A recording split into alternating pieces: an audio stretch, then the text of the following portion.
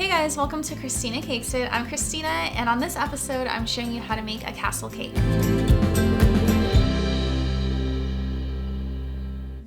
So I'm super excited to make this cake because this cake is for our family friend's little girl. Her name is Catherine and she's gonna be turning 7 years old. So Catherine is a very special little girl. She's really artistic, and last year I made a mermaid cake for her.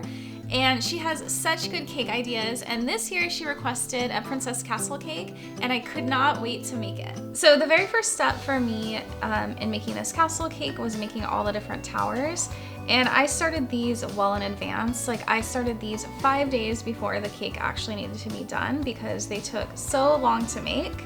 So I ended up using 6 different towers for my cake, and I will show you guys how I made these. So I used 2 different methods. So I used a combination of a paper towel roll, and which is going to be like a narrower base, and then also stacked Oreos, which I saw another YouTuber do. So to do the stacked Oreos, you just simply stack them, and I used royal icing so that it would be like really sticky and like glue. And then I covered it with 2 different coats of buttercream and chilling them in between. And this was actually in the fridge overnight, so this buttercream is really hard. And I'm gonna go ahead and cover both of these with fondant. So I'm just using my own homemade marshmallow fondant that I dyed using soft pink.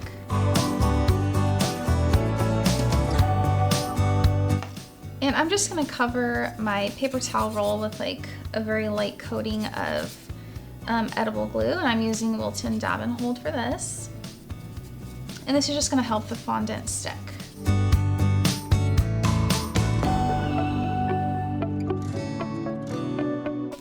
And as I'm rolling, I am just cutting away the excess. And you can see I'm just kind of smoothing this out with my hands as best as I can. A lot of this is going to get covered with like the window and then also like the little cone that we put on top. So I'm not super worried about having this be completely perfect. And you are gonna see there is a seam here. All of my towers like clearly have a back. You can see there's like one side that just does not look perfect. That's totally normal when you're cake decorating. So if you're working with the fondant and it starts to get like a little bit dry, just add a tiny bit of shortening and knead it back in, and then throw it in the microwave for maybe like 5 to 10 seconds, and you'll see it'll soften up a lot.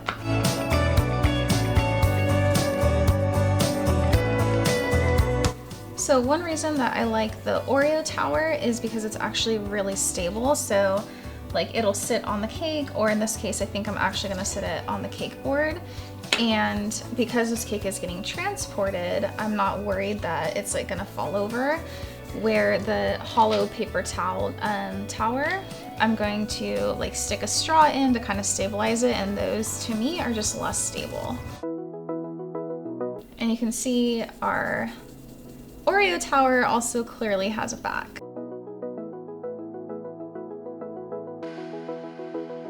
So for the top of the tower, I am just using a sugar cone ice cream cone.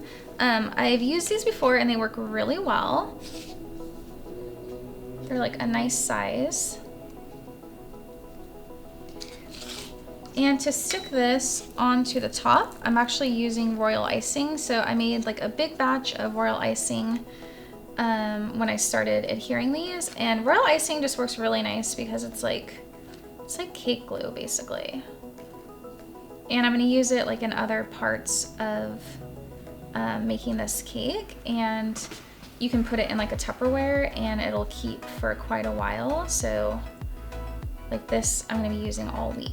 So I'm giving like just a really thick coating of royal icing here.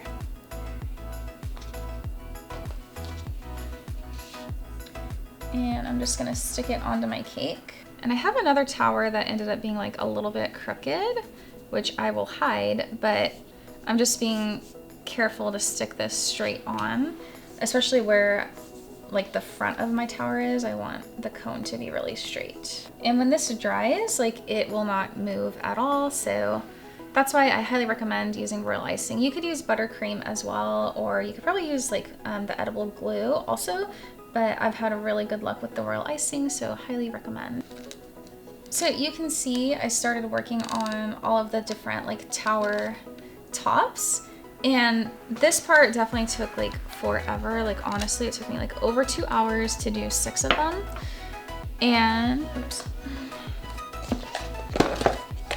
And to do this, I cut out a bunch of little fondant circles that I'm just adhering to the tower using edible glue. So I cut out a ton of these in advance. I think like each cone took like 35 little circles. So needless to say, it was like just a long morning cutting these out of fondant. And I think my piece of advice for this is find your front, like the front of where your tower is gonna be, and make sure to start from the center out. I made the mistake like on my first one, I kind of just went around the whole thing, not really paying attention to where the front was gonna be, and that one is probably my sloppiest tower, which I will artfully hide when I put the cake together.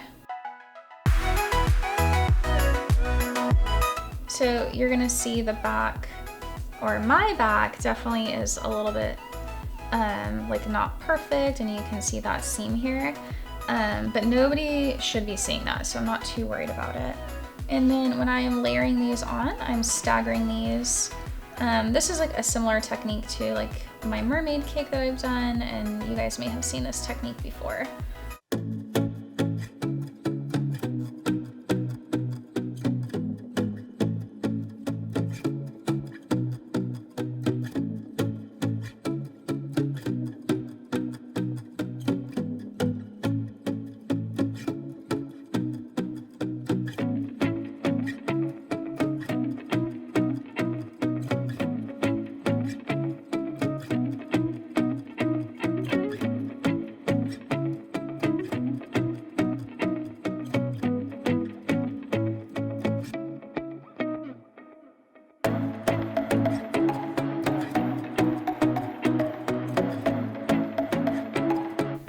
So after I have this part completed, I'm gonna add a little bit of brick along the bottom just to add a little bit of detail, and then also just to hide kind of this bottom edge that doesn't look like super clean. So I have this mold that I got online, and I'm just gonna press my fondant into this just to get that texture.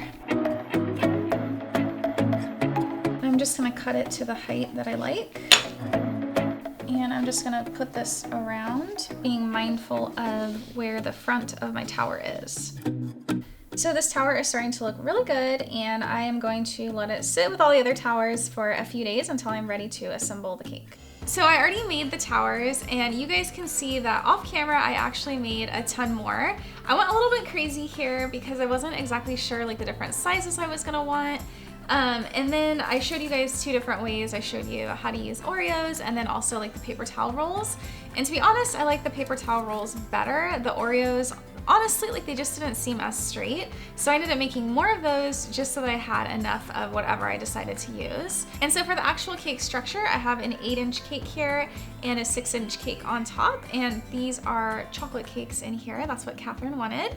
And these have been doweled, and there's also a central dowel running down the middle. And if you guys want like an in-depth tutorial on how to do that, I recommend looking at my wedding cake episode because I go really in-depth on how to stack a cake. So the first thing I'm gonna do is I'm gonna actually start building my structure and placing all my towers onto my cake. So I played around with this a little bit earlier off camera, and I'm gonna start by placing my turrets where I want them to go. Turrets, towers, whatever you wanna call them. And one thing you're gonna know is when I was making these earlier, I put the brick around the bottom, but the brick actually got in the way when I was figuring out how to like stick these onto the cake. So I took all the brick off, but I'm gonna replace it whenever I actually have these like adhered to the cake where I want them.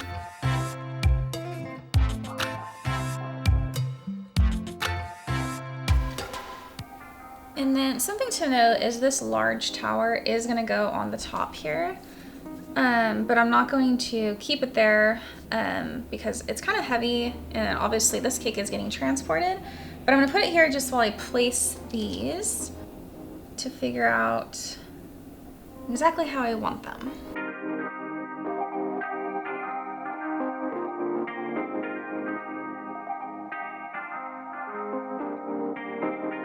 So these I'm going to just stick on with a little bit of royal icing. Like I said, this is like basically cake glue.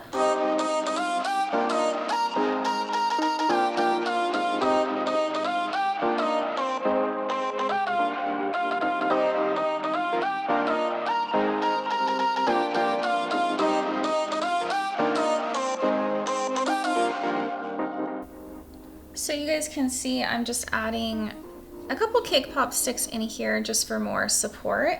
And also this will help straighten these out because they are like a tiny bit uneven and it's gonna drive me crazy. So now that I have my basic structure in place, I am going to start decorating. And I made a ton of pieces ahead of time, so I'm gonna show you guys exactly how I did that. So I started making my pieces well ahead of time, like probably like 2 or 3 days ago. Just because, as you guys know, anything with fondant and like the details can take quite a while. And I also just want to make sure I liked how everything turned out. And so I'm obsessed with the windows that I made. And to do this, I simply rolled out the fondant and then I got these really cool fondant impression makers. I've never used them before, but I am definitely going to be using them quite a bit more because I just like love how they turned out. So you just press it right into the fondant.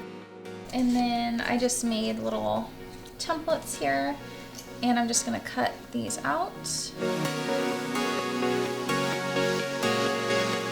the cool thing about these is if you put them in Tupperware and separate with wax paper, these will stay soft for like, honestly, I don't even know how long. I've made fondant pieces like, 2 weeks in advance with no problem. And then for the door, I did very similar to the windows. I just rolled my fondant and then I used this really cool fondant impression maker to make like the wood look.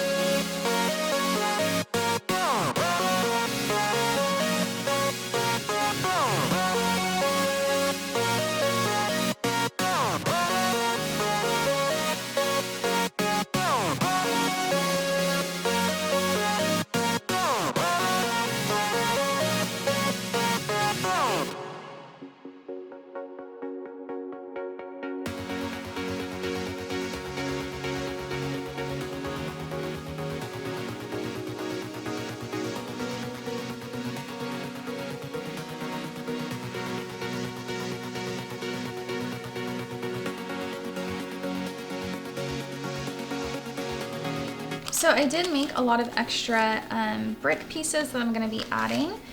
And again, just to do that, I used my fondant impression the same way.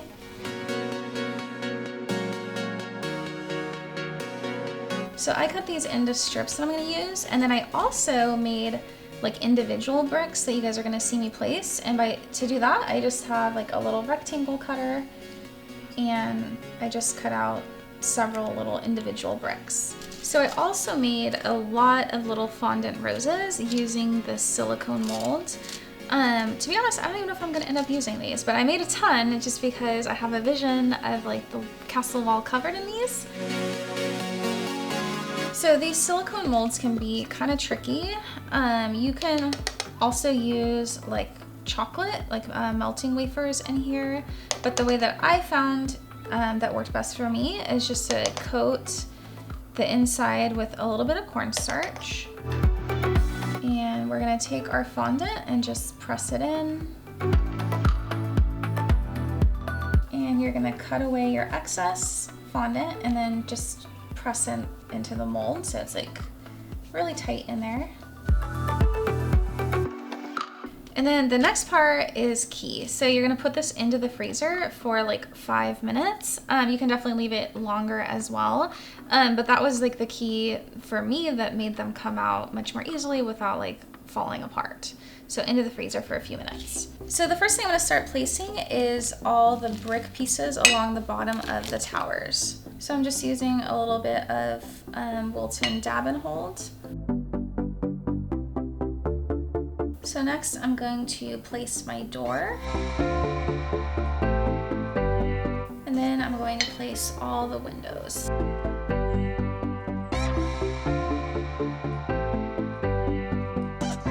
So now I'm just gonna add in like a few little brick pieces, like just towards the bottom of the towers. This just like kind of adds a little extra detail, a little bit more texture.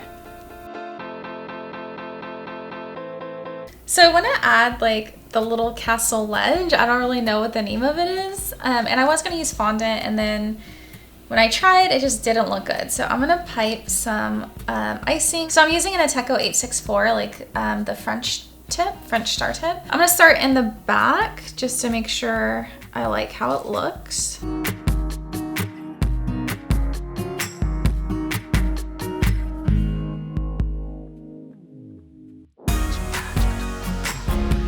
So this next part makes me really nervous. I'm going to start piping flowers all over the cake, and I'm using just some green buttercream icing, and I'm using a Wilton Tip 5 for the vine. And I'm gonna start in the back just to kind of practice to make sure that it looks okay.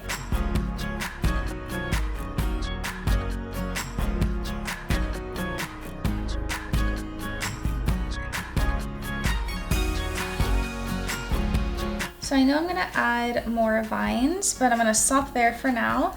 And I'm gonna start adding some of my roses in just to see how this looks. So again, just a little bit of Wilton Dab and Hold on the back.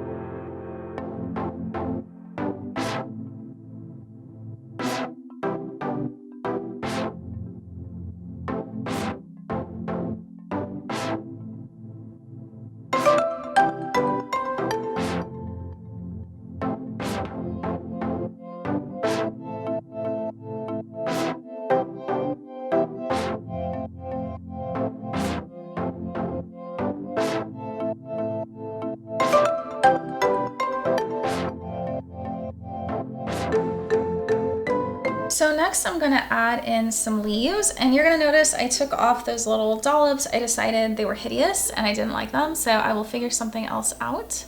Or I might just leave it plain, I'm not sure. So for the leaves, I'm just using a leaf tip, and I'm gonna carefully pipe them in. And it's really important that if the tip gets like a little bit clogged in between, to definitely wipe it off.